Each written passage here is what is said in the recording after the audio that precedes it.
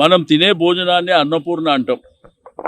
మనం పండించే పంటను కూడా రైతు అన్నపూర్ణగా భావించేటువంటి గొప్ప పేరుని కేసీఆర్ గారు నామకరణం చేస్తే కాంగ్రెస్ ప్రభుత్వం నిన్న మొన్న ఒక నిర్ణయం తీసుకుంది.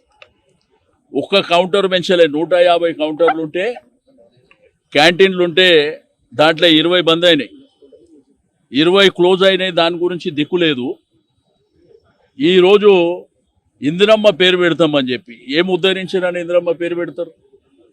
మీరేమన్నా క్వాలిటీ చెక్ చేస్తలేరు, దాని క్వాంటిటీ చెక్ చేస్తలేరు, విస్తరించాలనేటువంటి ప్రయత్నం జరుగుతలేదు.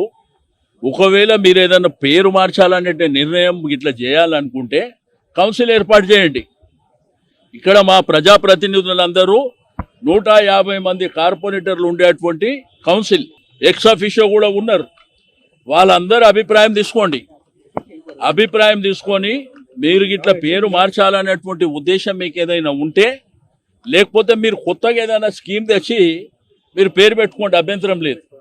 ఇది రెగ్యులర్గా అనేక సంవత్సరాల నుంచి జరుగుతున్నటువంటి కార్యక్రమాన్ని, పేదవాళ్ళు ఇష్టంగా భావించేటువంటి కార్యక్రమాన్ని, నిరుద్యోగులు ఇష్టంగా భావించేటువంటి కార్యక్రమాన్ని. ఎందుకంటే ఈరోజు హైదరాబాద్, సికింద్రాబాద్, గ్రేటర్ హైదరాబాద్ పరిధిలో 5 రూపాయలకు భోజనం ఎక్కడ దొరకదు. ఎక్కడ పోయినా 200 రూపాయలు మినిమం కావాలి.